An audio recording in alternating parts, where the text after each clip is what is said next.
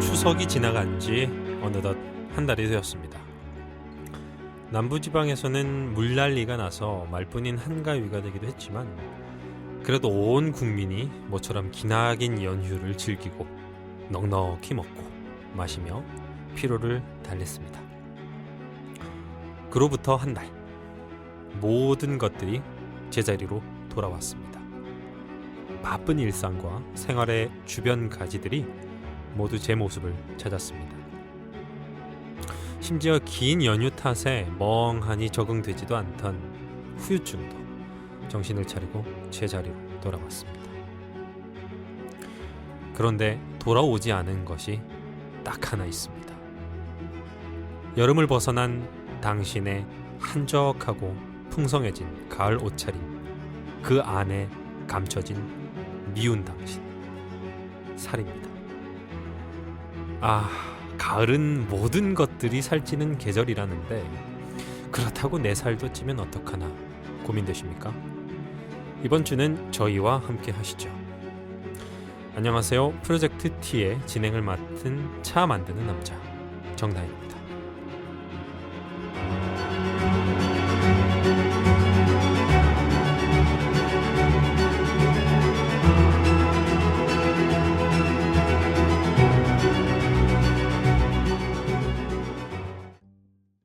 오프닝이 상당히 충격적이었습니다. 네, 애써 잊고 지내려던 이 평생의 적을 다시금 조우한 양 당황스러우셨으리라 생각이 됩니다. 사실 요건 제 얘기이기도 합니다. 당차게 제가 여름 휴가를 준비하면서 혼신의 힘을 기울였던 다이어트 프로젝트가 있었는데요. 이 단어 참 강렬하네요. 말하고 보니까 혼신의 힘, 이게 눈을 파르르 떨면서 이마에 손을 짚고 풀썩 쓰러지는 만화의 한 장면이 생각이 나는데, 정말 제가 여름 동안 한 6kg 정도를 뺐습니다. 그러면서 고생을 많이 했는데요. 아주 좋은 기회가 제가 생겨서 이탈리아에 다녀오게 됐습니다. 네, 이 여름 휴가에 대한 이야기는 제 블로그에서 천천히 풀어놓기로 하겠습니다. 여하튼 이게 실로 대단한 프로젝트였는데요. 8월 말에 제가 한국으로 돌아와서 9월 초순이 지나니까 정말 마법처럼 원래 제 몸으로 돌아오더라고요. 마치 세포 하나하나의 음식들이 채워지는 이 포만감, 이게 사실 정신을 아득하게 만들고 혼을 쏙 빼놓죠. 이 다이어트를 하는 어느 지인이 음식을 피한다는 것에 대한 그 고단함을 이렇게 말했습니다. 분명 모두 익히 아는 맛이거늘 어찌하여 지난날의 연인을 그리워하듯 이토록 진한 미련을 남기나이까. 네, 그렇습니다. 우리는 모두 음식과 진한 사랑을 나누었고 지금도 나누고 있으며 또 미래에도 나누게 될 겁니다. 그리고 덤으로 결별하겠다 다짐해도 다시 찾게 되는 이 못된 버릇을 탓하는 스스로도 발견하게 되겠죠. 연휴 때 얻은 이 살들과의 이별은 곧 헤어진 연인을 다시 찾지 않으려는 자기와의 약속 정도가 되지 않을까 싶네요. 저는 이 살들의 정체에 대해서 고민을 한번 많이 해봤습니다. 사실 뇌와 가슴이 알차야지 이 몸뚱아리가 뭐가 중요하냐 굳게 믿으면서 살아왔지만 막상 또 살다 보면 아차 싶을 때가 많습니다. 주변에 극단적인 다이어트를 했던 사람들도 있고 성공과 실패 사례 역시 종종 마주하고 살고 있습니다만, 이 살이란 대체 우리 인생에서 어떤 의미가 있을까요? 아마도 아름다움, 즉 미에 대한 우리의 집착과 가장 깊은 관련을 맺지 않나 싶습니다. 아름다운 형태는 무엇인가? 라는 질문에 답하는 참으로 다양한 방식이 존재합니다. 사실 예술의 주된 기능 중 하나도 사실 이걸 설명하려는 시도라고 말할 수 있겠죠. 그리고 그 다양한 방식 중 한 가지가 우리들의 시선을 사로잡습니다. 광고죠. 제가 올해 이사를 했거든요. 이사를 하면서 취한 가장 잘한 짓 중 하나가 뭘까 생각을 해봤는데, 집에서 제가 TV를 없애는 것이었습니다. 가장 많은 시간을 저는 집에서 붙어서 지냅니다. 직업상 그럴 수밖에 없는데 밥 먹을 때나 심심할 때 제가 무의식적으로 TV를 켜는 일들이 잦더라고요. 물론 제가 보는 채널들이 굉장히 한정적입니다. 한 5가지 이내로 압축이 되는데 어느 날 문득 제 이중적인 모습을 발견하게 되더라고요. 모든 방송에는 프로그램과 프로그램 사이 혹은 앞이나 뒤에 꼭 광고가 나오죠. TV나 뭐 라디오, 유튜브, 요즘 뭐 심지어는 그 팟캐스트에도 나오죠. 이것을 저는 악의 요소라고 절대로 말하는 것은 아닙니다. 뭐 어쩌면 언젠가 저희 팟캐스트에도 광고가 삽입될지도 모르는 겁니다. 네, 자이든 타이든 말이죠. 근데 이걸 보는 제 모습이 좀 이상하더라고요. 분명 그 지루하게 이어지는 광고의 연속에 짜증을 내고 있는데 이건 여러분들도 다 마찬가지일 겁니다. 제 방송 한번 보려고 하는데 광고가 15분 이어지고 막 이러면 짜증이 나죠. 근데 동시에 매우 면밀하게 그 순간순간을 분석하고 있는 제 모습을 봤거든요. 이 광고는 누구를 대상으로 하고 있고 또 어떤 특징을 내세우고 있고 무엇을 어필하기 위해서 어떤 노력을 하고 있는가 등등 이런 것들을 말이죠. 그래서 개인적으로 아주 뭐 종합적인 평가를 내리기도 합니다. 뭐 만듦새가 좋구나, 뭐 아이디어가 참신하구나 등등으로 말이죠. TV를 끄고 이제 밖에 일을 보러 나갑니다. 근데 뭔가를 흥얼거리고 있는 저를 발견합니다. 개인적인 제 인생 프로젝트 중에서 절대로 하지 말아야 될 것들 중 하나로 손꼽는 뭐 사채업 이런 것들의 메인 테마송을 막 이렇게 뭐 부르고 있더라고요. 제가 인지하지 못하는 사이 말이죠. 갑자기 또 뭔가가 필요하다 혹은 가지고 싶다는 생각을 했을 때 특정 브랜드가 생각이 납니다. 이게 사실은 광고의 그 궁극적인 목적이겠죠. 그런 의미에서 저같이 귀가 얇고 눈도 어두운 사람들은 소위 말하는 봉이 됩니다. 그래서 없애기로 결정했습니다. 물론 TV가 없어진다고 광고 프리죠. 광고 없는 세상에서 살 수 있다는 것은 결코 확언할 수는 없습니다. 안 될 겁니다. 하지만 적어도 무언가를 나 스스로가 가지기로 결정했을 때 비교하고 생각하는 그 과정 없이 무의식적으로 삽입된 이미지가 저를 충동적으로 부추기는 일은 상당수 줄어들게 됐습니다. 한번 생각해 보세요.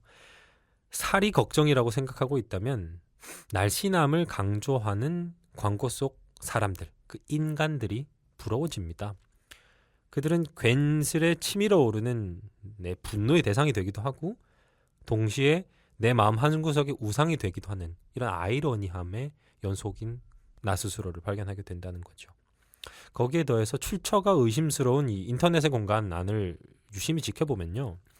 심지어 그 살이 모든 내 악재의 원흉이다 라고 하는 이런 무차별적인 공격이 마음을 더 싱숭생숭 심란하게 만들기도 합니다. 살은 결국 스트레스를 낳고요. 스트레스는 다시 의미 없는 소비와 더 많은 살을 만들어냅니다. 무한 반복인 셈이죠. 대부분의 인간은 이 고리를 쉽게 끊기에 그리 강인한 멘탈을 가지고 있지 않습니다. 아름다움에 대한 집착은 도리안 그레이의 경우처럼 뭐 영혼과의 맞교환도 불사하는 인간의 본능이라는 생각도 들더라고요. 하지만 정말로 이것이 본능 외에는 설명할 길 없는 어떤 불가항력의 대상일까? 저는 그렇게 생각하지 않습니다. 근대는 물론이거니와 중세나 고대에도 아름다운 대상에 집착하는 인간이 특별하거나 뭐 고매한 지성과 교養의 소유자들 뿐이었다라고 말을 할 수는 없을 겁니다.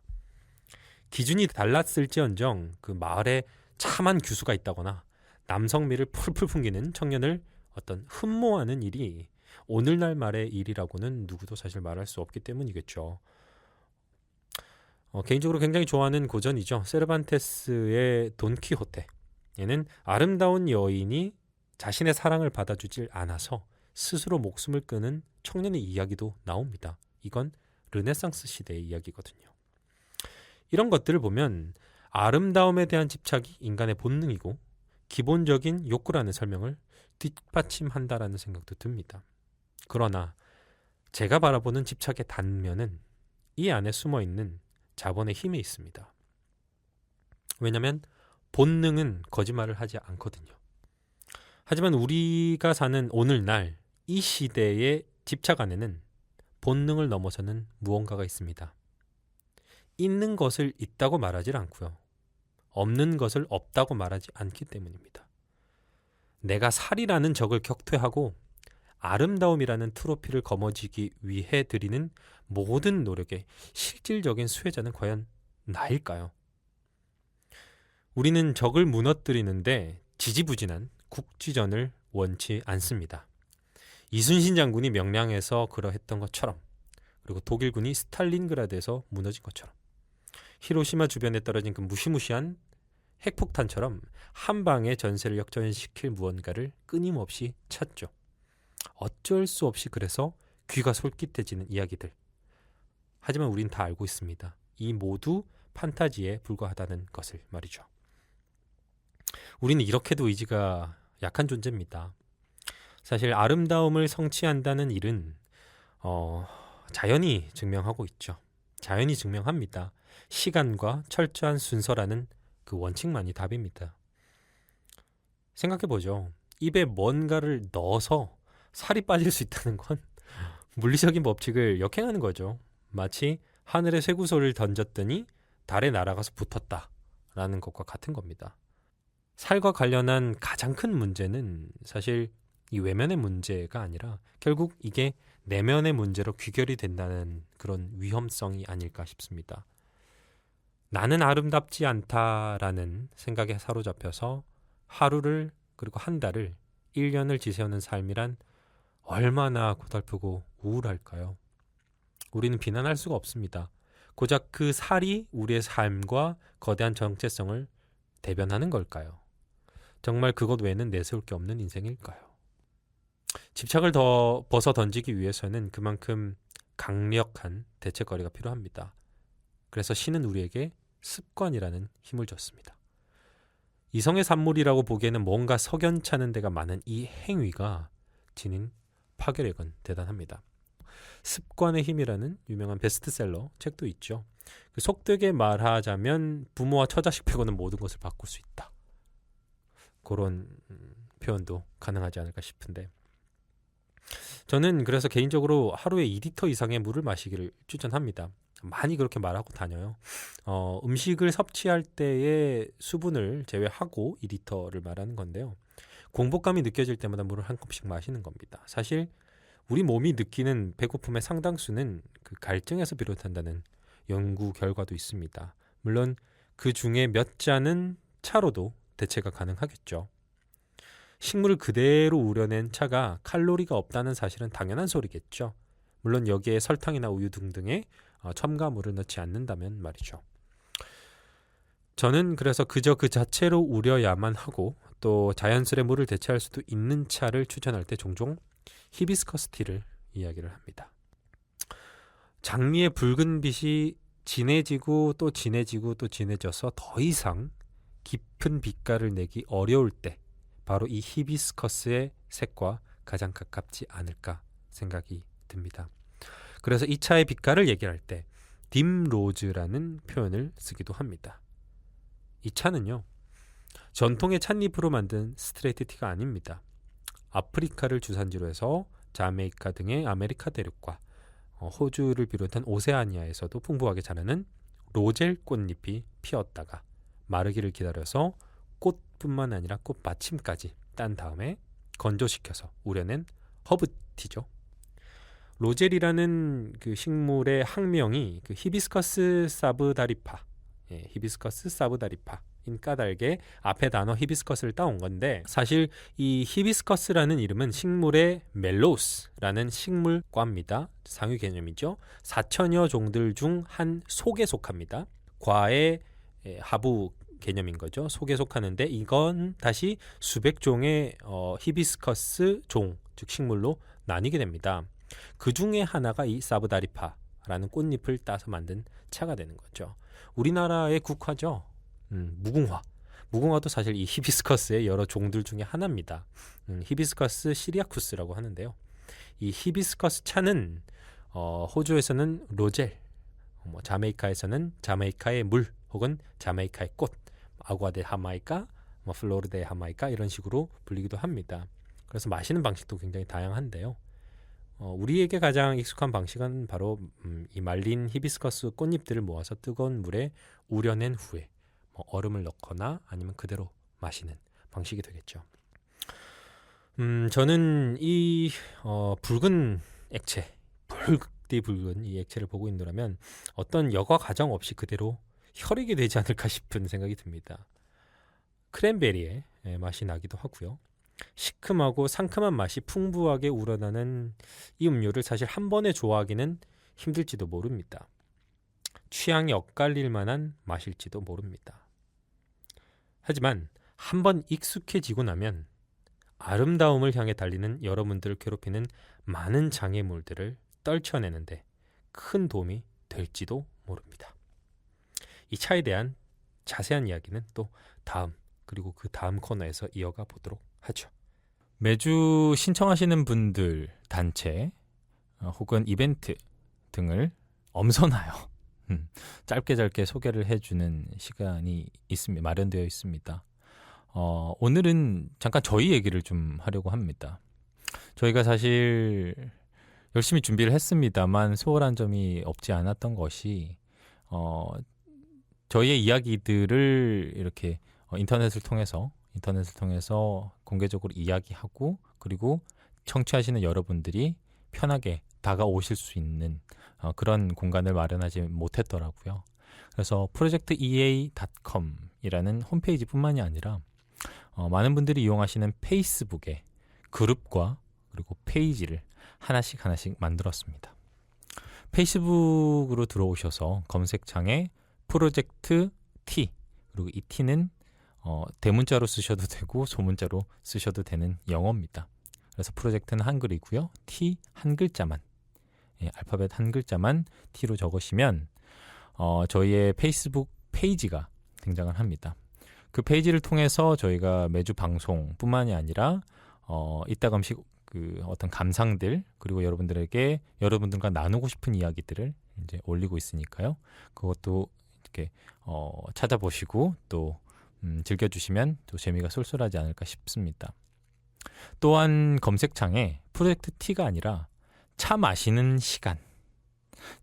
시간이라는 걸 검색하시면 페이스북 그룹이 등장을 합니다. 이 공간은 앞으로 이 프로젝트 T라는 방송을 만들어가면서 저희가 소개하는 어떤 차가 있죠. 현재까지 기문도 소개를 했고 여러 가지 3가지를 소개를 했는데요. 이 T뿐만 아니라 커피도 마찬가지로 함께 마시고 이야기 나눠보고 혹은 배워볼 수도 있는 어려운 거는 아니죠. 마셔보는 것부터 시작을 해서 내 얘기를 또 들려주고 하는 서로의 이야기를 공유하는 그런 자리도 한번 만들어 보고자 제작진들과 함께 꾸려봤습니다. 그래서 관심이 있으신 분들은 마찬가지로 신청을 해주시면 그리고 다가와 주시면 좋아요 한번 눌러주시면 감사하겠습니다. 자, 그러면 다음 코너 맛의 주변 넘어가도록 하죠.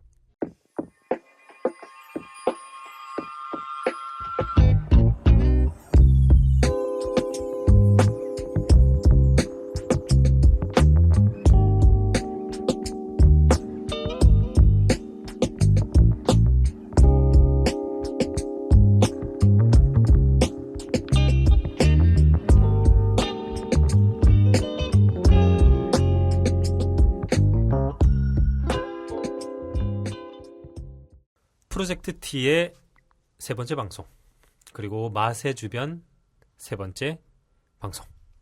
안녕하십니까. 차 만드는 남자 정다인입니다. 네, 커피 만드는 여자 세라입니다. 차 만드는 남자와 커피 만드는 여자. 네. 여자. 좋네요. 오늘 들고 온 이 차와 커피 야심차게 준비했습니다. 제 나름대로 야심차게 준비했습니다.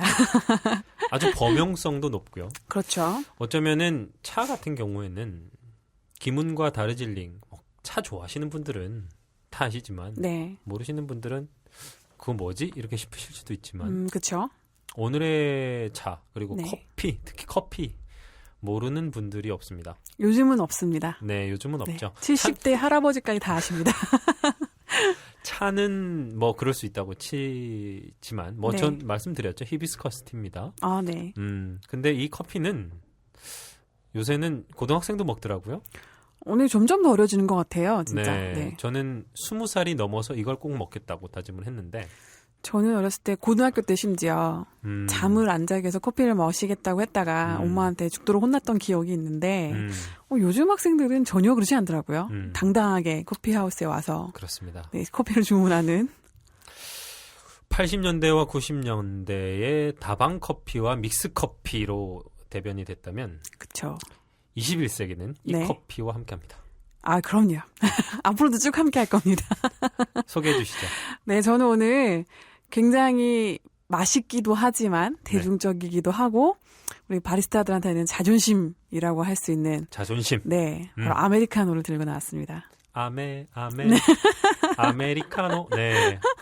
개인적으로 저도 참 좋아합니다. 네, 그 노래가 이렇게 사투리랑 섞이니까 굉장히 독특한 억양으로 나올 수 있는 거군요, 그 노래가. 발음 잘해야 돼요. 야매 할 수 있기 때문에.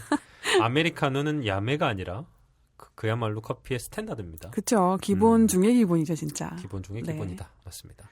사실 되게 아메리카노를 네, 쉽게 생각하시는 분들도 있을 수 있다고 생각해요. 그러니까, 쉽게 생각하실 겁니다. 네, 아마 너무 그냥 흔하니까요. 네, 에스프레소 샷에 뜨거운 물만 타면 아메리카노지 뭐라고 생각하실 수 있지만 그렇죠. 바로 그 에스프레소를 굉장히 맛있게 뽑아내는 것도 바리스타의 정말 자존심이죠, 정말. 맞습니다. 네. 아메리카노의 핵심은 비율이죠. 그렇죠. 환상의 비율. 비율입니다. 또 문득 그 말씀 하시니까 또 다혜 씨 처음 뵀을 때가 또 문득 생각이 나네요.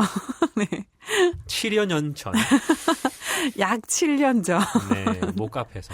네, 모 카페에서 별이 반짝반짝 빛나는 그 카페에서 나름대로 저는 아메리카노 굉장히 잘 만드는 바리스타라는 자존심에 아주 충만해져서 어깨에 깁스를 하고 다닐 때였는데 항상 저한테 아메리카노 주문을 하시면 늘 저한테 만들어 달라고 하시면서 늘 남기는 아주 나쁜 손님이었어요.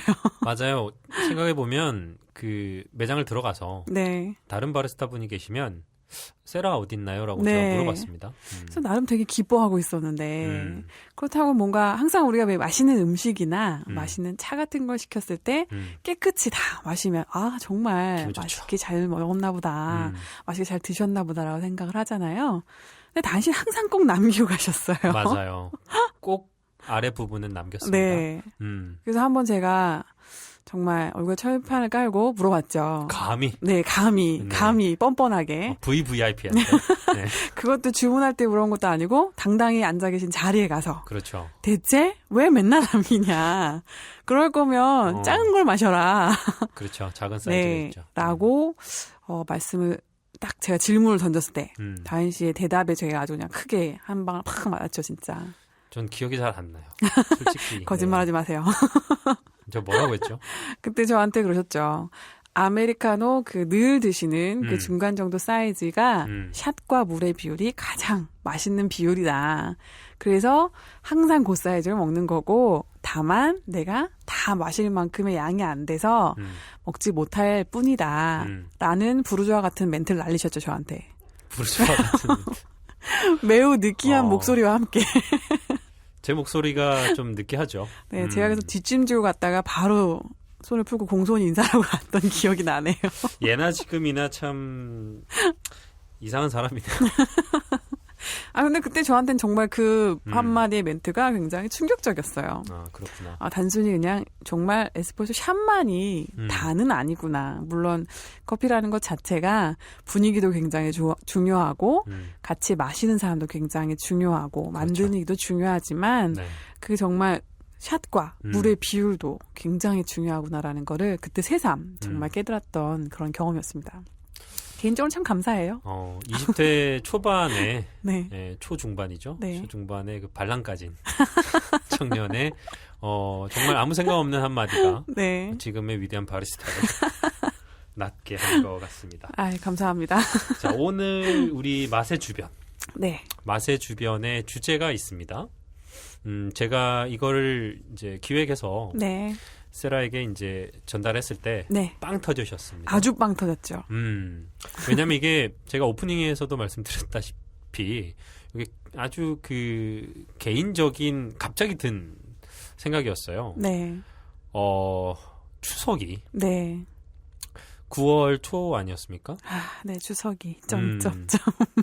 지금 한 달이 지났는데 네. 지금 10월이니까요. 네. 한 달이 지났는데 모든 것들이 다 정상으로 돌아왔습니다. 그 후유증까지도 네. 다 정상으로 돌아왔는데 전 하나 안 돌아왔습니다. 저도 하나가 안 돌아왔더라고요. 그게 뭔가 생각해 보니까 살이더란 말이죠. 네. 그래서 오늘의 주제. 네. 가을은 살찌는 계절. 그렇다고 내 살도 찌다니. 그니까요. 나는 왜 찌는가? 나는 왜 찌는가? 멋진 말입니다. 네. 나는 왜 찌는가? 그래서 오늘 세라가 준비해온 이 아메리카노는 네. 특약 처방이다. 극단의 처방이죠. 극단의 처방이다. 네. 물론 이것만 드시면 살 수가 없습니다. 하지만 간식으로는 요것만 드셨으면 좋겠습니다. 아주 좋은 말이네요. 그럼 본격적으로 좀 이야기 한번 나눠보죠. 네, 제가 가져온 이 아메리카노는 아마 뭐 우리 주제를 들었을 때도 네. 아마 다들 예상을 하셨겠지만 네네. 바로 이 아메리카노가 가지고 있는 독특한 바로 그런 효능 때문에 효능? 사실 네, 제가 들고 나왔습니다. 사실 이 효능이라는 말을 들으면 네. 의학 그죠? 의학까지 가기엔 좀 너무 약물, 약효 이런 생각이 들어서 네. 차에 조금 더 가깝다는 생각을 항상 저는 해요. 그쵸. 네. 왜냐하면 오늘 제가 갖고 있는 히비스커스가 네. 사실은 애당초 네. 처음 시작은 이게 약용이었거든요. 약용 식물이었어요. 그렇군요. 그러니까 서양에서 네. 얘를 이제 혈압을 낮추고 네. 콜레스테롤을 낮추고 네. 그렇죠? 그리고 감기에 걸렸을 때 좀 도움을 주게 하는 면역 능력을 좀 이렇게 향상시켜주는 용도로 네. 사용했다고 하거든요. 민속의학에서. 그래가지고 이제 이 효능 얘기를 하면 네. 전 히비스커스를 좀 떠올리는 편인데 네. 이 아메리카노. 사실 커피는 처음부터 그렇게 좋은 이미지는 아니었어요. 아시다시피 굉장히 악마의 음료라고 불릴 만큼. 네. 왜 항상 이렇게 커피의 과거는 이게 흑역사일까요? 눈 뜨게 자네 뭐 이런 거 있죠. 네. 참 되게 슬픈 내용들이 많은데 이제 근래에 오면서부터 이제 현대에 들어서면서부터 이제 커피가 가지고 있는 그런 효능에 대해서 이제 여러 연구들이 이루어지면서 네. 바로 오늘 주제에 아주 딱 맞는 그런 카페인의 성분에 대해서 많은 연구 자료들이 이제 나오기 시작을 했죠. 카페인 얘기 들으면 네. 워낙 그 사실 시장에서 네네. 공격하는 부분들이 있습니다. 맞습니다. 그렇죠. 이게 상업적으로 이용을 하기 위해서 네. 특정한 어떤 그 좀 화학 성분을 대놓고 이렇게 까죠. 그쵸. 뭐 카제인 네, 이런 거 네. 뭐 어쩌고 저쩌고 이런 네, 것처럼 네. 설탕이 뭐 당이 어쩌고 저쩌고 맞습니다. 사실 그런 것만은 아님에도 불구하고 네. 카페인에 대한 부정적인 시각이 굉장히 많은데 사실 이 카페인도 약간 정말 양면이 있는 것 같아요. 양면. 네, 뭐 모든 것들이 다 과하면 다 안 좋은 건 사실이지만 늘 이 카페인에 대해서만큼은 특히나 더 그런 것 같아요. 정말 좀 극찬하는 사람도 있는 반면에 굉장히 안 좋은 완전 정말 정반대되는 절대 먹으면 안 되는. 네, 안 된다라고 마치 우리가 고기의 탄 부분을 먹는 것 마냥 그렇게 굉장히 안 좋게 극단적으로 말하시는 분들도 많은데요. 사실 카페인은 그렇게 뭐 다량을 섭취하지 않으면 오히려 뭐 몸에는 촉진제 역할도 하고 더 좋은 요소들도 더 많은 것 같아요. 특히나 이제 제가 오늘 말하고자 하는 바로 이 다이어트의 효능이 바로 있는 게 바로 이 카페인입니다. 이 다량을 섭취하지 않으면은 좋다. 네. 그러면 이 아메리카노 한 잔에 네. 카페인이 평균적으로 얼마나 들어가나요? 보통 아메리카노에는 평균적으로 한 60mg 정도 들어있는데요. 60mg. 이 60mg 하면은 좀 별로 안 하시죠. 그렇죠. 네. 전혀 우리가 안 보통 와닿습니다. 캔커피에는 한 84mg. 그 조그만 게요? 네, 그 정도 들어있고요. 그리고 우리가 핸드드립으로 내릴 경우에는 놀라지 마십시오. 150mg 정도가 들어있습니다. 150ml. 네. 사실 이 카페인은 추출하는 속도에 따라서 그 양이 결정이 되거든요. 이거는 몰랐습니다. 네. 네. 그래서 에스프레소는 그만큼 추출되는 속도가 굉장히 짧기 때문에 시간이 짧기 때문에 그만큼 세라의 비법. 저의 비법이요. 말해도 되나요? 잘 안 알려드리는데 제가 오늘 특별히 조금 풀면 네. 저는 약 한 19초에서 20초 사이에 샷을 씁니다. 정말 짧네요. 네, 굉장히 짧은 시간. 제가 알고 있는 네. 평균적인 시간보다도 굉장히 네, 짧습니다. 보통은 뭐 한 20초 넘어가는 시간대를 그렇죠. 많이 생각을 하시는데 음, 사실 저는 시간도 시간이지만 물론 음. 제가 정해놓은 시간의 폭이 있지만 음, 그 폭 안에서 추출된 샷의 모양과 색깔과 그런 층의 분리 그런 것들을 보고 사용을 하기 때문에 100% 무조건 뭐 한 20초 좋아 이렇게 쓰는 게 아니라 그럴 수가 네, 없죠. 네. 정확하게 딱 정말 가장 음. 좋은 우리가 굿샷이라 부르는 음. 그 샷을 사용을 하죠. 그래서 핸드 드립은 한 150ml 정도 된다. 네. 150mg 그럼. g인 네. 거죠. 하루에 얼마만큼의 카페인을 섭취해야 이제 위험 수준이다. 뭐 이런 얘기가 가능할지는 잘 모르겠습니다만. 보통은 일반적으로 성인들이 하루에 한 300ml 또는 한 400ml 300ml 정도까지는 괜찮다라고 얘기를 하죠. 그러면 네. 아메리카노는 두 한, 잔. 네, 2잔 정도. 2잔 정도. 네. 아, 그래서 바리스타들이 하루에 커피를 2잔 이상 안 먹는 거군요. 뭐 그럴 수도 있고요. 제가 아는 분들은 네. 그게 왠지 달고 살 것 같은데 네. 저 같은 이제 물의 배들은 하루에 막 먹지 않습니까? 네, 네. 막 먹는데 커피를 그 업으로 삼고 사는 분들은 오히려 네. 좀 적게 드시는 편이에요. 아, 그거라고 생각하시면 돼요. 어머니들이 음. 이렇게 명절 때 열심히 전 막 구우시잖아요. 전 안 드시잖아요. 똑같은 겁니다. 아, 그런 거였습니까? 그럼요. 카페인 때문이 에이, 아니라 하루 종일 커피 냄새 맡아보세요. 그렇군요. 차는 그렇지 않은가. 커피는 그런 마력이 있는가 봅니다. 이런 식으로 그냥 포장하시는 거예요, 지금. 근데 이 카페인이 사실 그 주는 가장 좋은 효능은 사실 효능이라는 말이 맞는가 싶긴 하지만 네. 맛을 좌지우지합니다. 그렇죠. 음, 맛을 많이 자주우지하는데 많은 사람들이 오해하고 있는 것 중에 하나가 카페인이 높을수록 쓴다라고 생각들을 많이 하세요. 그런 사람들 꽤 많아요. 네, 근데 사실 그거는 옳지 않은 정보입니다. 맞습니다. 네, 사실 만약에 정말 카페인이 높을수록 쓰다라고 하신다면 요즘 우리가 되게 엄청 많이 팔리고 있는 우리가 뭐 뜨거운 6개 뭐 이런 거 같은 경우는 말해주세요.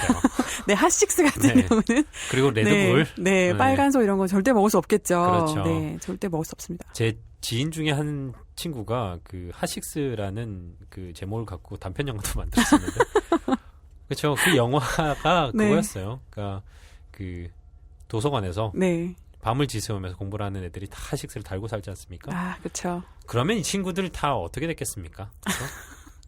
만약에 카페인이 그런 거라면 쓴 음료였다면 네. 카페인이 강할수록 쓴다면 이 친구들이 그렇게 먹지는 않았겠죠. 절대 그렇게 먹을 수가 없겠죠. 카페인과 쓴 맛은 사실 관련이 없다. 네.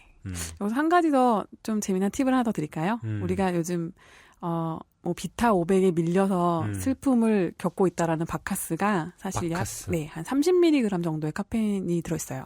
30ml? 네, 용량 대비로 했을 때는 굉장히 고카페인이죠. 사실 바카스도.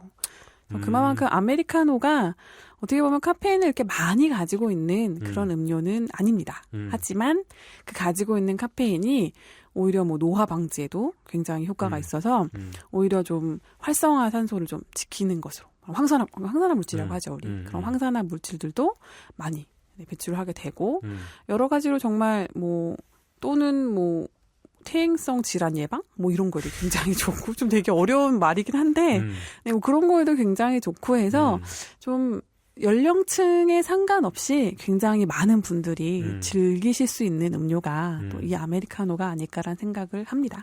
저는 개인적으로 이 아메리카노를 왜 먹냐면, 사실 가장 좋아하는 건 에스프레소예요. 네. 제 성격에는 그게 제일 잘 맞아요. 혹시 양 불리기?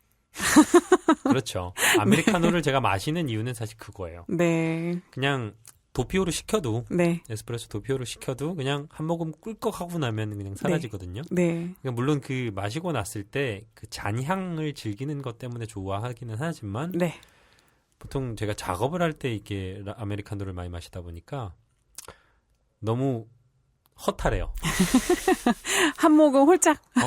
그러니까 이 아메리카노에 네. 물을 약간 넣어서 먹는. 약간 다인 씨가 좀 약간 미국 스타일, 아메리칸 스타일이 좀 있으신 것 같아요. 그래요? 바로 아메리카노가 시작되게 된 게 바로 그런 포인트였어요. 그러니까 아메리카노겠죠. 바로 에스프레소가 네. 사실 이탈리아가 처음 시작이잖아요. 그렇죠. 근데 여기에 이제 물을 타서 연하고 부드럽게 마시기 시작한 사람들이 바로 미국 사람들이었거든요. 그러면서 미국 사람들이 마시는 커피다 해서 바로 아메리카노라고 이름이 이제 지어지게 된 거죠. 제가 이번 여름에 이태리를 갔다 왔는데 네. 나폴리에 있다 왔어요. 오, 역시. 근데 나폴리타노라고 하죠. 네. 나폴리탄 커피가 있죠. 제가 네, 가서 네. 처음 먹어봤는데 걔네들은 이 에스프레소에다가 증류주, 독한 술을 네. 몇 방울 똑똑 떨어뜨려가지고 그걸 딱 마시더라고요. 그러니까 뭔가 좀 간지가 싹 나는 거. 그렇죠. 물 말고 술을 타서 먹으니까 네. 근데 맛이 기가 막히더라고요. 네. 오늘 정말 에스프레소의 새로운 발견인데요. 그러니까 이게 우리나라는 안 들어왔지 않습니까? 그렇죠. 안 들어왔는데 거기 가서 먹는데 아우 기가 막히더라고요. 카페인 하니까 이제 히비스커스 생각이 좀 나는데 네. 이 히비스커스는 꽃잎으로 만든 차입니다. 네, 저도 한번 먹어봤는데 요즘은 좀 히비스커스가 되게 블렌딩된 티들이 굉장히 많잖아요. 그렇죠. 네, 저는 스트레이트로 한번 마셔본 적이 있어요. 어떻던가요? 정말, 다시는 먹고 싶지 않은. 그렇게 말을 하시면은 안 됩니다. 뭐 다시는 먹고 싶지 않다라기보다는 정말 너무 그 시트러스함이 맞아요. 강해서 네. 정말 깜짝 놀랐던 기억이 있어요.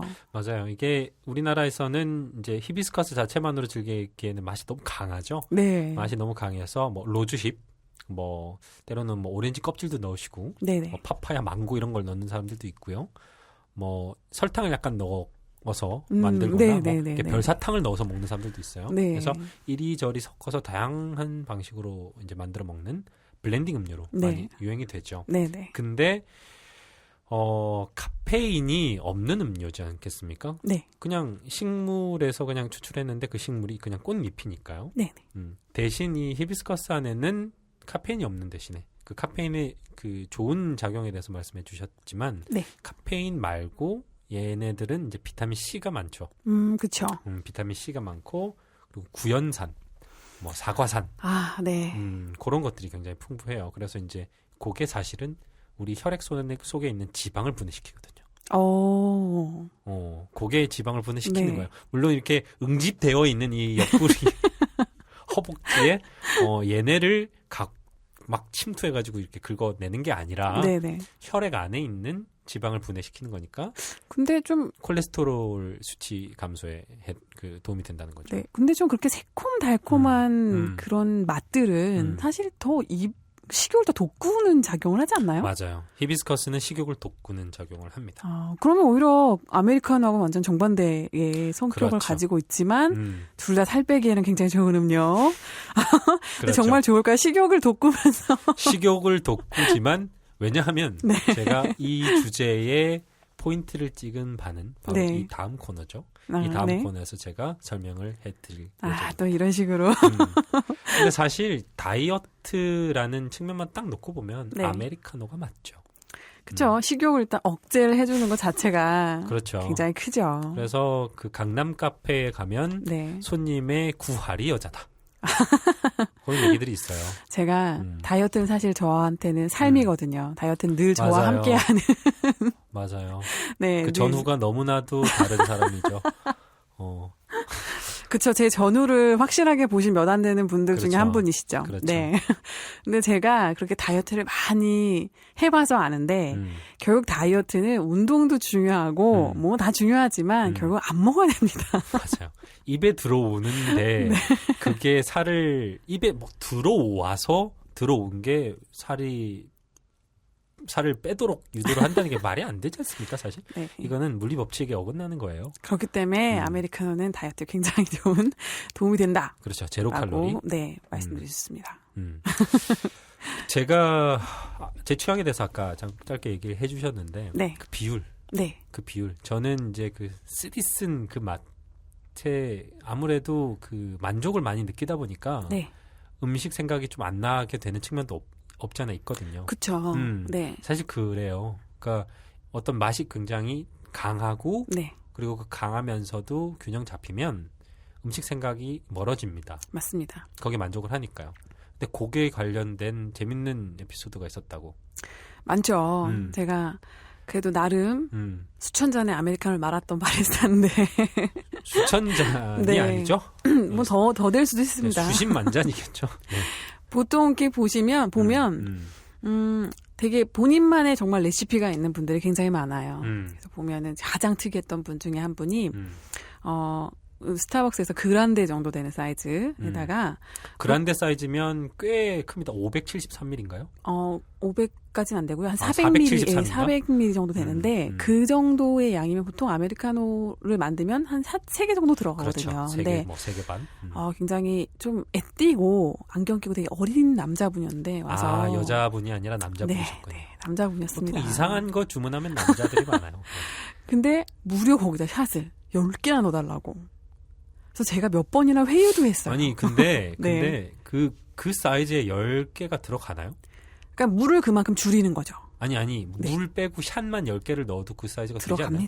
들어갑니다. 핫이었구나. 네, 핫이죠. 핫이었죠. 아이스로는 힘들고요. 안 네. 되죠. 핫이었습니다. 그래서 그렇게 너무 많은 양의 에스프레소를 넣으시길래 그럼 제가 정말 얼마 추가인가? 회유를 그 당시에는 쿠폰을 사용하면 무한대로 엑스트라를 넣을 수 있었던 시대였기 때문에 제가 엄청 회유를 많이 했지만 굳건하게 넣어가시더라고요. 그 뒤로는 그걸 다 드셨는지 안 드셨는지는 사실 정확하게 모르겠어요. 근데 그렇게 사가셨던 분도 계셨고 사실 아메리카노 또 뭐 이렇게 비율 뭐 이런 얘기를 해주시니까 또 생각나는 게 그 아메리카노는 미국에서는 좀 다르게 부르는 이름들이 있어요. 제가 레드 아이 아메리카노라고 해서 레드 아이. 네. 딱 연상이 됩니다. 저는. 네.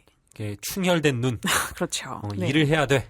싸이가 또 잠을 깨렴. 네, 이런 강남스타일 느낌이네요. 젠틀맨 이후로 또 행오버라는 노래를 냈다시피 숙취 해소에 좋은 음료로 숙취 해소. 네, 나오는 레시피 중에 하나인데 바로 오늘의 커피에다가 에스프레소 샷을 추가를 해서 굉장히 진하게 먹음으로 해서 제가 볼 땐 숙취 해소라기보다는 거의 속을 긁어내는 그렇죠. 그게 그런 어떻게 게 숙취 해소가 아닐까요? 됩니까? 근데 또 미국 사람들은 그렇게 또 숙취 해소를 하시더라고요. 제가 봤을 때는 지방이 너무 많아서 그런 것 같아요. 위에도 이렇게 지방으로 둘러싸이는 사람들이 많잖아요. 네. 또 그렇게 드시는 분도 있고 또 최근에는 제가 뭐 새로운 세계 백화점에서 근무하시는 정모 부회장님께서 굉장히 즐겨 드시는 또 그런 음료예요. 그리고 또 우리가 또 다르게 부르는 아메리카노의 종류 중에 하나인데 바로 데드라인 아메리카노라고 부릅니다. 그것도 제목이 굉장히 쌉싸름하네요. 뭔가 범상치 않죠. 그렇죠. 네. 왠지 그 언론사 기자들이 왠지 먹어야 될 것 같아요. 데드라인. 네. 근데 이 데드라인 아메리카노는 뭐 뜨거운 물이나 찬물을 먼저 넣고선 넣는 게 아니라 오로지 얼음만 미리 얼음만 컵에 담아 놓고 샷을 부은 다음에 샷을 부으면 아무래도 뜨거우니까 얼음이 그렇죠. 좀 녹잖아요. 그렇죠. 그럼 남은 공간에 약 1cm 정도만 생수를 부어서 먹는. 그거는 제가 이름만 몰랐다 뿐이지 네. 제가 집에서 모카팟에서 먹는 거랑 똑같네요. 회장님하고 입맛이 비슷하시군요. 제가 그런 사람입니다. 역시 저 부르주아의 피는 버릴 수 없는 우리 날씨.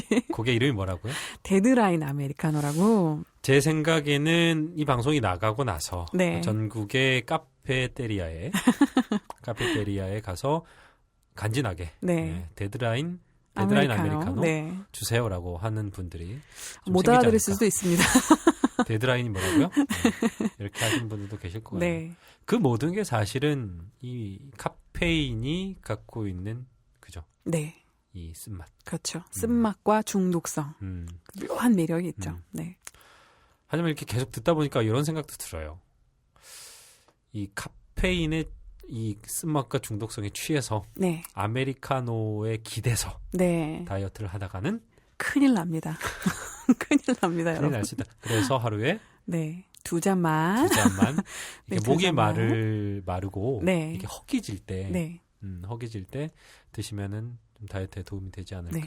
하는 그런 너무 생각도 먹을 게 드네요. 땡길 때, 음. 그럴 때 한 잔씩 드시면 좋지 않을까 생각을 합니다. 맞아요. 예, 너무 그 허기가 질 때 사실은 그런 연구가 있어요.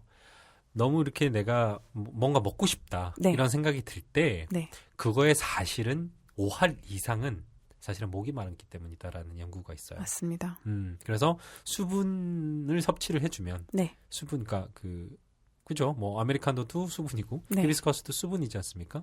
수분을 섭취해 주는데 그 수분이 적당한 밸런스를 갖고 있는 맛있는 걸 드시게 되면 네. 이제 음식 생각이 사라지는 게 사실이죠. 그쵸. 세라가 맛있는 아메리카노, 아까 본인이 이제 말하는 스페셜 네. 방식에 네. 대해서 설명을 해주셨는데 이 히비스커스를 제대로 마시는 방식에 대한 이제 제 나름의 생각도 좀 있어요. 네. 이게 우리는 보통 이제 스트레이트로 그냥 히비스커스 혹은 블렌딩을 이렇게 물을 부어가지고 네. 우려내서 아이스로 먹거나 핫으로 먹거나 네. 이렇게 먹죠. 네. 근데 사실 제대로 먹으려면 이 잎을 그냥 껑충껑충 썰어야 돼요. 껑충껑충 이렇게 썹니다. 작두를 네네. 썰듯이 네네. 쑥쑥 썰어가지고 여기다 생강을 약간 넣습니다. 오, 진저를. 그렇죠. 생강이라고 하세요. 나는 생강보다는 진저가 좋아. 왠지 진저 좀 더 나는, 친숙하지 않나요? 난 계피는 별론 것 같은데 시나몬이 좋아. 뭐 이런 거지 않습니까? 네, 생강을 좀 넣고요. 네. 이건 제 개인적인 방법입니다. 개인적인 방법인데 약간 설탕 넣고요. 네. 이 시나몬 가루, 아, 네. 왜 이건 계피라고 안 하시고. 계피 가루도 약간 넣고, 네. 그래서 끓는 물을 넣고 이렇게 붓습니다. 네. 그 다음에 얘를 짜내는 거죠. 혹은 계속? 아니면 걸름망에 넣고 해도 되는데 그래도 네네. 충분히 우린 다음에 네. 얘들 착 짜내서 즙만 쫙 짜내는 겁니다. 네. 그래서 그걸 먹는 건데 이게 생각보다 굉장히 기가 막히거든요. 오, 네. 생강과 히비스커스와 설탕과 시나몬.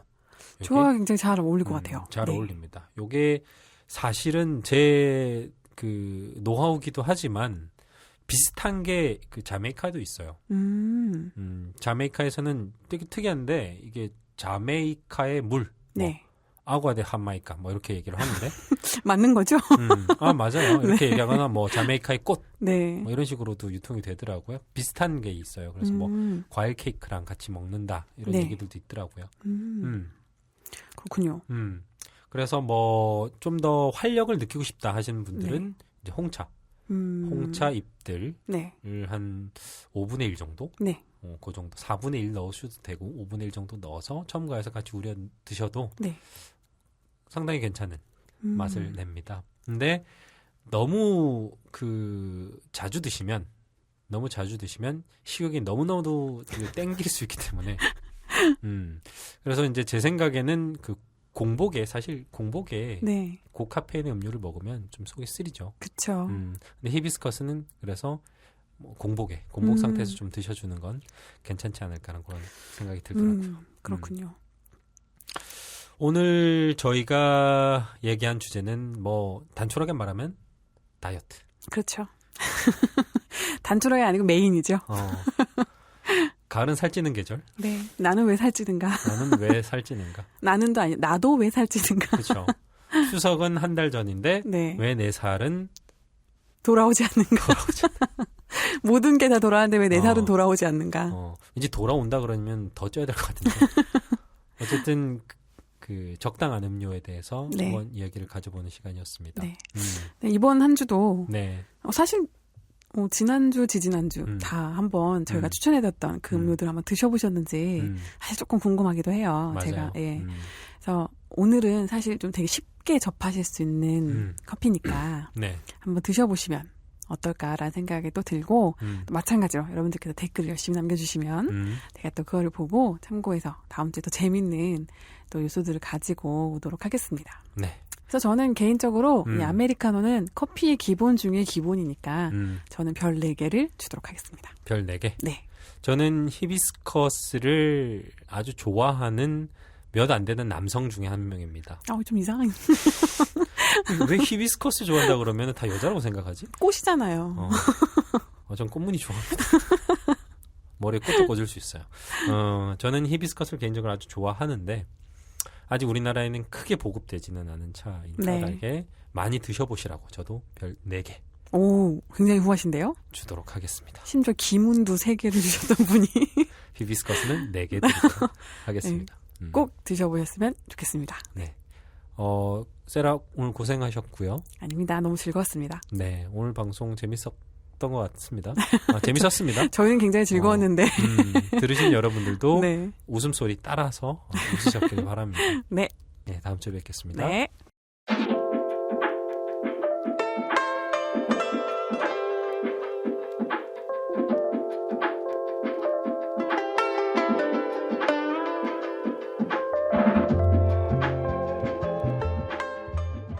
유행 탐색이 습관이 되는 사람들이 점차 늘고 있습니다. 직업적인 현실을 앞에 두고서 뭐 어쩌겠냐라는 단식도 이해가 갑니다만, 인생에서 유행이라는 흐름을 빼고 나면 내 것이 없어지는 사람이라면 문제가 되겠죠. 아름다움에 집착하는 이들의 이야기는 사실 오늘 내일의 것만은 아닙니다. 그리고 역사의 수많은 페이지들이 이들 손에 그리고 이를 손에 쥐려는 사람들의 이야기로 쓰여 있습니다. 요컨대 아름다움은 승리자들의 소유물이었고요. 이를 가진 사람들이 역사의 주인공이 되어서 후대에 널리 이름을 알렸습니다. 우리가 돈을 내고 찾아가는 박물관이나 미술관에서 흔히 목격하게 되는 일들이죠. 값진 보물들이 가득 쌓여서 이렇게 넘칠 듯이 울렁이는 일종의 현기증이 되기도 합니다. 이탈리아에 있는 우피치 미술관의 회랑을 걷다 보면 좌우로 늘어서 있는 대형 조각상들이 어떤 고전주의 형식을 띤 창틀의 격자 속에 갇혀서 잔뜩 머금고 있던 빛을 토해내고 눈을 뜨기 힘든 어떤 산책의 끝에서 결국 모든 것들을 망각하게 되곤 합니다. 이를 이르러서 스탕달 신드롬이라고 하죠. 이런 스탕달 신드롬의 산 역사를 몸소 체험하곤 하는 겁니다. 만약 역사가 바다의 일과 같다면 작년이죠. 작년 재작년에 그 한국 문학계를 휩쓸었던 김현수 작가의 소설 제목이랑도 비슷한데, 역사가 만약에 바다의 일과 같다면 몰아치고 쓸려나가는 파도에 넘실대는 모양새가 바로 우리들이 배우고 기억하는 역사의 전부 같아 보입니다. 하지만 실상 그 역동하는 파도 아래에는 천길 깊이의 속바다가 잠겨 있습니다. 우리는 세상 대부분의 일을 껍질을 보고 판단을 합니다. 과일의 껍질을 보고요. 인간의 피부를 보고요. 제품의 외형을 봅니다. 이건 어쩔 수 없는 일이죠. 인간 시각의 한계가 빚어내는 결과물이 어떤 디자인의 역사를 창조를 했고 그 가치를 이끌어냈으니까 일종의 아이러니한 일이 아닐까라는 생각도 들지만 세상 모든 그 껍질 속에는요, 숨겨진 참맛의 과욕에 더 큰 가치가 숨겨져 있다는 사실을 이해한 이들이 적습니다. 그리고 이를 더러 명상과 수행의 세계라고 부르는 이들도 있고요. 신미안의 영역이라 일컫는 사람들도 있습니다. 눈에 보이지 않는 세계를 인정하지 않았던 사람들은 역설적으로 눈에 보이지 않는 아름다움의 세계를 찬양을 했습니다. 그들은 아름다움을 표현하는 여러 가지 형식과 양식에 대해 부연 설명하면서 이름을 붙이고 각각의 경향에 대해서 논의하기를 그치질 않죠.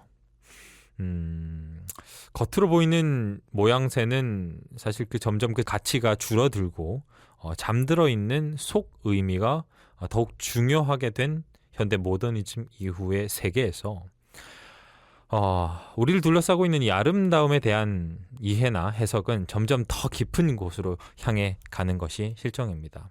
하지만 우리를 한번 봅시다. 그냥 현실 속에 사는 우리들을 말이죠.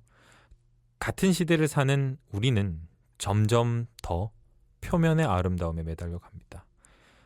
아름다움이 무엇인가를 좇는 그 인간의 양태가 이보다 더 극명하게 대비되었던 적은 없을 것이라 생각이 됩니다. 일견 우리는 두 팔 벌린 아름다움의 양쪽 손끝에 달랑거리면서 매달린 반지 같은 존재가 아닐까 싶습니다. 현대 미술 작가 중에 제가 관심 있게 바라보았던 작가 중에 황세진 작가라는 분이 있어요. 젊은 여류 작가인데 이분의 연작 중에 보면 화려한 외출이라는 작품이 있습니다. 그 중에 시리즈 중에 두 번째 화려한 외출 2, 이걸 한번 봅니다. 지금 제가 보고 있는데요. 제가 스페인에서 공부하던 학생 때 친교를 맺었던 안토니오 꼴리나스라는 아주 위대한 시인이 있었습니다. 그 시인과 함께 산책을 한 적이 있었는데요. 그는 그 지는 가을녘에 시들어서 말라 비틀어진 담벼락에 그 그 꽃 넝쿨을 보면서 문득 이런 얘기를 저한테 던졌어요. 자네 왜 여성들이 나이가 차면 꽃을 좋아하게 되는 줄 아나?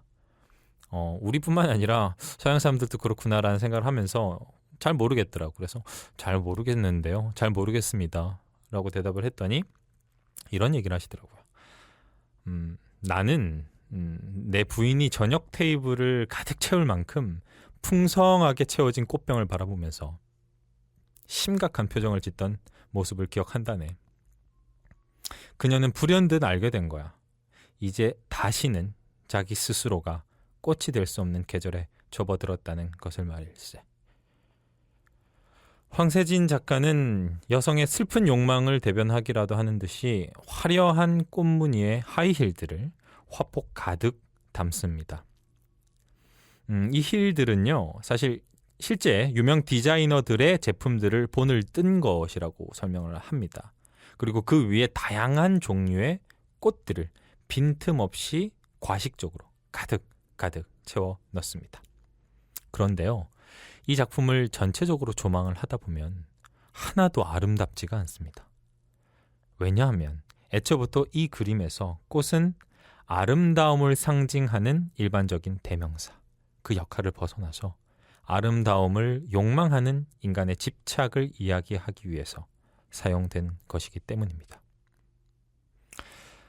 아름다움의 외형을 붙잡고 평생을 늘어진 인간이 도달하는 곳은 열면 멀미가 나서 결국 닫아버리고 마는 어떤 드레스룸의 촌스러움 같아 보임 뿐입니다.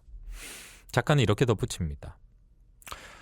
표현된 그림 속의 꽃무늬들은 그 어느 하나 양보하지 않고 서로 시선을 받기 위해서 애씁니다. 이는 관람자로 하여금 도리어 피로감을 불러일으킵니다. 아름다움에 집착하는 인간의 면모가 가장 뚜렷하게 드러나는 것이 뭘까 생각을 해봤더니 이 화려한 외출에 그대로 드러나 있죠. 무언가를 모으는 행위입니다. 수집이라고 할 수 있겠죠. 이건 보는 그 즐거움에 그치지를 않고요. 그걸 내가 소유함으로써 사물이 뿜어내는 영향력을 항상 늘 체험하고 싶은 마음에서 출발을 합니다. 하지만 많은 경우에서는요, 이 수집은 이보다 훨씬 표면적인 이유 때문에 행해지는 것도 사실입니다. 허전함을 채우기 위해서죠. 사 모으는 행위에서 만족감을 느끼는 이들이 사실 얼마나 많은지는 우리 주변을 조그만 면밀히 살펴보아도 알 수 있습니다. 옷이나 구두, 가방, 시계 등에 집착하는 이들은 너무 많죠. 근데 또 제가 아는 어떤 친구는요, 공부를 굉장히 열심히 하는 친구였는데 회사를 이제 취직을 하고 나더니 책을 읽을 시간이 없잖아요. 그래서 한 권, 두 권씩 책을 사 모으는 취미가 생기더라고요. 그러더니 그 수집 행위에 열을 띈 결과 그 친구의 자취방에는 이미 지금 1000권이 넘는 책들로 발 디딜 틈이 없습니다. 근데 굉장히 놀라운 점은 그들 중에 상당수는 사실 포장지도 뜯지 않은 상태라는 거죠. 그리고 대부분은 거의 10분의 1조차도 읽지 않았다는 사실입니다. 제 또 다른 친구는 화장품을 모으는 친구가 또 있어요. 저는 남성이다 보니까 아무래도 이 사회가 요구하는 화장품의 가지수가 워낙 적다 보니까 저는 스킨 로션만 바릅니다만 또 이 친구는 여성이다 보니까 또 그렇지가 않죠. 그래서 쓰지도 않는 화장품들이 종류별로 몇 박스가 이렇게 재어져 있어요. 또 살림이 따뜻해서 그 수집의 스케일이 조금 남다른 한 친구는 전등갓 이런 거를 사고, 가구를 사고요. 스툴, 화장대, 소파도 사 모으고요. 특이한 옷걸이, 수납장, 책상 이런 것까지 사서 모으더라고요. 이게 삭히면 맛이 더 좋아지는 것도 아닌데 묵혀 놓았다가 어디에 쓸 생각이냐라고 제가 물어봤더니 정 안 되면 카페라도 하나 짓지 이러면서 웃어 넘기더라고요. 저는 절대 그 친구가 부러워서 이렇게 떠들고 있는 것은 아닙니다만 그 천진난만한 생각, 그 천진난만한 생각을 듣고 있자니 조금 씁쓸한 바가 없지 않았습니다. 비싸고 비싸지 않고를 떠나서요. 이들의 모든 수집 이야기에는 사실 스토리가 없습니다. 내러티브가 없다는 것은 그 행위에 숨을 불어넣어서 생동감 넘치는 의미를 발견할 일도 없다는 뜻일 겁니다. 물론 개인의 만족에 그 무슨 토를 달 수 있겠습니까마는 저는 그들의 모습에서 살이 붙어서 고민하는 오늘의 제 모습을 투영해서 발견을 합니다. 내 안에 빈 공간을 채우기 위해서 아름다운 무언가를 끊임없이 사서 채우는 일과의 반복. 제 아무리 쌓여보았자 유의미한 무언가로 변신하지도 않고요. 내 인생을 걸쳐서 한 번도 응답해주지도 않습니다. 만약 그게 가능했다면 아주 오래전에 페니키아의 어느 상인이 조금 늦었더라도 인도의 어느 왕이나 로마의 황제들 중 누군가 이미 미의 완성이라는 인류의 과업을 달성했겠죠.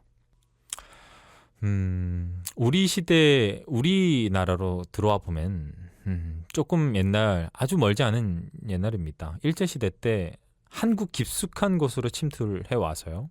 유적지를 파헤치고 도구를 감행한 이들이 참으로 많았습니다. 그중에 이제 총독을 지냈던 도요토미 히데요시 같은 경우도요. 우리나라 고려시대의 왕릉을 헤쳐다가 발견했던 정말 수많은 청자들을 보관할 곳이 없어가지고 경복궁 안에 있는 곳간에 가득 채워놓은 적이 있다고 합니다. 그래서 이 사람이 고종 황제를 불러다가 이 곳간을 열고 보여준 적이 있었죠. 황제가 깜짝 놀라서 까무러쳤다고 합니다. 그렇죠. 조상의 묘를 파서 얻은 결과물이니까요. 일본인들은 우리나라의 고금을 대표하는 다양한 유물들을 가지고 본국으로 돌아갔습니다. 그리고 그들 중 한 아마추어 수집가는 전국 팔도를 돌아다니면서 아무도 관심을 가지지 않았던 물건들을 사서 모으기 시작합니다. 다듬이질 하던 방망이나 어느 몰락한 양반 가문에서 몇 대에 걸쳐서 이렇게 대물림 하던 이 물레. 하지만 이게 추운 겨울이 되니까 뗄 수 있는 뗄감이 없어서 부순 다음에 뗄감으로 쓰려고 하던 그 물레를 사서 모은다던가, 흙에서 태어나서 다시 흙으로 되돌아갈 뻔했던 옹기나 한국의 기와 몽덩이, 시장 구석에서 발에 채일 정도로 쌓여있던 민화, 사발 그릇들, 이런 것들을 말입니다. 그의 친구들은 그의 감시관을 비웃었습니다. 그는 이 친구들의 반응에 대해서 이렇게 회고를 하죠. 나는 요즘도 이따금씩 그런 경험을 맛보고 있는데 조선 도기의 경우를 보더라도 어제 오늘을 생각하자면 잠옷 감개가 무량하다. 눈썰미가 변변치 않은 녀석이라며 나는 가끔 경멸을 받았다. 경멸당하고 있는 그 시간이야말로 뜻밖의 행운으로 그동안에는 돈도 덜 들고 편안하고 즐겁게 수집할 수 있었던 것이다. 단바 도자기 역시 똑같은 전철을 밟았는데 민예관에는 계속해서 명기가 모여들어 지금이야 질적인 측면에서는 일본 제1이라고 생각한다. 이 수집가의 이름은 야나기 무네요시. 근대 일본을 대표하는 차인이면서 사상가면서 민예운동가면서 미학자기도 했고요. 동경대학의 철학과를 나와서 어릴 적부터 문예지 백화, 그러니까 일본어로 시라카바죠를 창간했던 사람입니다. 이 사람은 평생을 걸쳐서 생활 속에서 쓰이는 소박한 용기들을 그 아름다움, 소박한 용기들의 아름다움을 주목하고 민예입니다. 민예라는 단어를 최초로 만들어 퍼뜨린 인물입니다. 도쿄에 있는, 현재도 존재하고 있죠. 이 민예박물관의 설립자이면서 아무도 이야기하지 않았던 당시 조선시대의 미술과 도자기에 주목하고 경복궁 안에 조선민족 미술관을 설치한 사람이기도 합니다. 그가 1984년 대한민국 정부로부터 받은 보관 문화 훈장을 두고 오늘날에 와서 그 업적을 찬반하는 이들이 많습니다만, 뭐라고 얘기를 하더라도 왜곡할 수 없는 단 하나의 사실은 조선의 미술을 그 사랑하고 진심으로 평론한 최초의 인물이 바로 이 야나기 무네요시라는 사실입니다. 이 일본인이지 사실 한국 사람이 아니라는 것이죠. 그는 자신의 책인 수집 이야기라는 책에서 다음과 같이 씁니다. 아름다운 무언가를 찾으려는 마음이야 딱히 어느 누구나 할 것 없이 모든 사람의 마음에 애초부터 존재하는 바이고 내가 이런 식으로 물건을 수집하는 행위 역시도 인간의 마음의 고향으로 돌아가는 것과 크게 다르지 않다.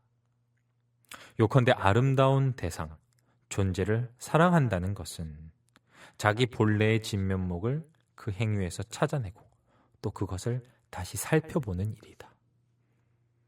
그런 의미에서 보면 내가 시도했던 수집도 내 마음의 발자취를 반영한다고 할 수 있다. 그런 까닭에 수집품 하나하나는 나의 친근한 동반자이기도 하지만 동시에 내 은사이기도 하다. 차를 하다 보면 참으로 많은 도구가 필요합니다. 아무리 간추려서 가지려고 해도 물을 끓이는 주전자가 있어야 하고요. 그리고 차가 있어야 되고 그 차를 덜어서 보관할 수 있는 통이 있어야 되겠죠. 그릇이 있어야 되고요. 차를 우려낼 수 있는 그 다관이라는 존재도 있어야 되고요. 이거를 담아 마실 잔 혹은 완 혹은 사발 여러 가지가 있겠죠. 이런 도구들도 필요합니다. 여기에 더해서 다양한 것들이 하나씩 곁들여지게 되는데요. 이걸 모으는 재미도 사실 쏠쏠합니다. 꽃이 항상 이 차를 하는 이 분위기 안에서 빠질 수도 없죠. 그러면 꽃병도 들어가게 되죠. 사실 오늘날에 와서 생각을 하면 차인이 된다는 것 이게 어떤 의미를 가지는지 좀 생각을 해볼 필요가 있습니다. 화려한 차실을 가지고 그 안에 정말 비싼 기구들을, 도구들을, 도자기들을 가져다 넣고 만족하는 것 물론 비판할 수 없습니다. 그 자체로 훌륭한 행위라고도 얘기할 수 있겠죠. 작가를 응원하고 그들의 예술 세계를 응원한다는 거니까요.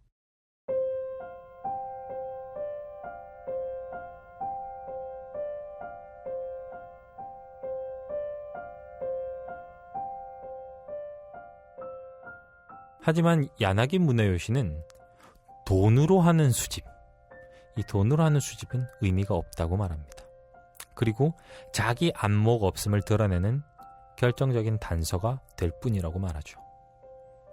그래서 상인의 화술에 휘둘리게 되는 것이라고 강조합니다. 생각해 보세요. 아름다움이 상인들의 화술에 의해서 나에게도 같이 매겨질 수 있는 종류의 것이었던가. 그는 일상생활에서 쓰고 버려지던 용품들을 소중히 여기면서 모았습니다. 그의 미녀 전시관에는 이러한 물품들이 쌓이고 채워져서 결국 일상의 따뜻함, 단순함의 강인한 힘, 그리고 청순함으로 서구화된 관람객들의 감각에 큰 감동을 일으키게 됩니다. 100여 년 전 사람의 안목이 21세기를 사는 지금 우리의 키워드와 화두와 관심사와 맞닿아 떨어진다고 할 수도 있겠죠. 아름다워지고 싶다는 욕망이 곧 삶의 목적이 되고 아름다움을 손에 쥐고 싶다는 욕망이 곧 인생의 길라잡이가 되는 세계에서 실상 우리는 아름다움이라는 명찰을 달고 주변을 떠도는 제품들의 홍수에 휘말려서 삽니다. 어떻게 해야 우리는 후회 없는 선택을 하며 살아갈 수 있는 걸까요? 옆구리에 붙은 살에서부터 수집 이야기까지 먼 길을 둘러왔습니다. 그 방법에 대한 야나기 무네요시, 이 차인의 이야기를 다음 이 시간에 이어서 찬찬히 둘러보고자 합니다. 프로젝트 T 세 번째 방송, 그리고 피찰반 세 번째 방송, 여기까지 하겠습니다. 청취해주신 여러분 감사합니다. 다음 주에 뵐게요.